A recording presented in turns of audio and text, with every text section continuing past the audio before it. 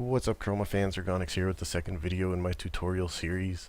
This one I'm going to cover some advanced topics like layer priorities, on-key press and automatic guidelines that you'll probably want to follow, some walls that you're probably going to hit while creating your profiles, how to stack multiple wave effects on a single layer instead of multiple layers, and let's get to it. I'd like to apologize for taking so long to get this video out, but it is here now, so let's get this started. So I'm going to start off by deleting these and explaining more or less the priority of the layers. Now your topmost layer will be reactive followed by ripple, and then your mid layers will be wave and then breathing. And your bottom layers, because there's no gaps in the effect, will be spectrum cycling and static. Now obviously static's always going to be right at the bottom because it's going to overwrite everything below it. Same with spectrum cycling because there's no interruptions in the effect. So I'm going to start this, or move on to the on-key press and automatic effects. Alright, let's add a wave here. We'll give it some random thingy. On key press ends never, and we'll add a ripple effect, which is on key press as well. Now, as you can see, even though the wave is also an on key press event, the ripple is the only one that's going to show. If I swap these around, then the only one that's going to show is the wave effect. Now, I'm not quite sure why they decided to do it this way. I mean, ripple should be able to work over top of the wave, but it doesn't. At least not when they're both on key press events. So, if you want to have multiple effects on a single set of keys, like with my Cylon profile, you're going to have to use one on key press and one automatic. Otherwise, you won't be able to. One of those very tedious things. So let's show these on automatic. Gotta change this to end never. Because the ripple's on top, it's the only one you see. If I swap them around, the wave will be the only one you see.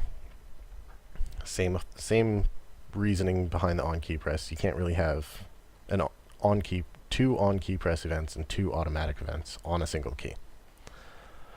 Now, let's scrap these two layers, and I'm going to get into stacking multiple wave effects on a single layer. Now, I learned how to do this from Bad Luck Jack. I'll put a link or an annotation or something up so you guys can go check out his YouTube channel as well. And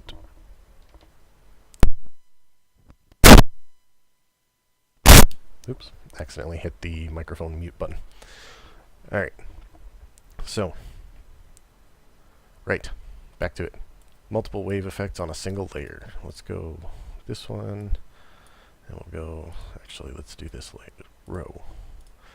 As you can see, both effects are in sync. They're both going from left to right on both sides. Now, let's switch the top row to 270. It's got to be exactly 270 because that's how I am. Now that they're switching around, we can also change that row to be a different gradient effect. When you're putting multiple wave effects on a single wave layer, you can only use the standard 5 or a single custom layer. So you have your pick of 5 standard built-in gradients that you can't change. Another thing I hope Razer will change in the future is allowing us to create our own, basically like a subset of gradient effects, and one custom effect. If you want multiple custom wave effects, you will have to create multiple layers. That's really the only time you'll need to create multiple wave layers. When you're doing multiple wave effects on a single layer, let's see with the rainbow here, as long as any setting even if you just change this gradient, it will allow it to be, allow it to be on the same layer as other effects. Like, let's do this row. We'll add the rainbow effect. Let's do this one with the 50%. So currently I have 3 different wave effects on this one. Now let's do a yellow and green, going sort of at an angle.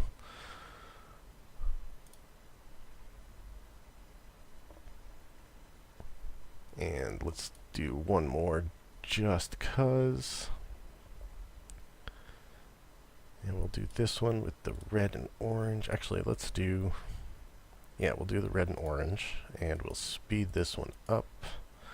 Actually, we'll just use fast setting. So we have 5 different wave effects on a single layer at the moment. Actually, I'm going to drop this one to 10%.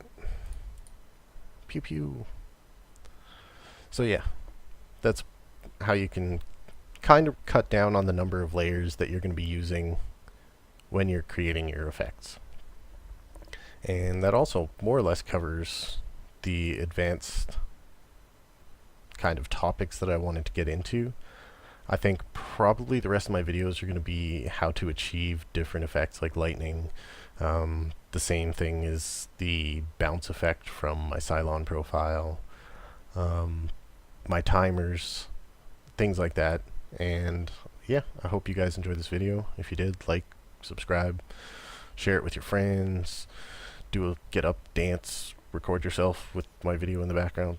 Okay, don't do that. I'm pretty sure none of you want to dance with my profile in the background. Alright, have a good one, guys, and keep making those awesome profiles.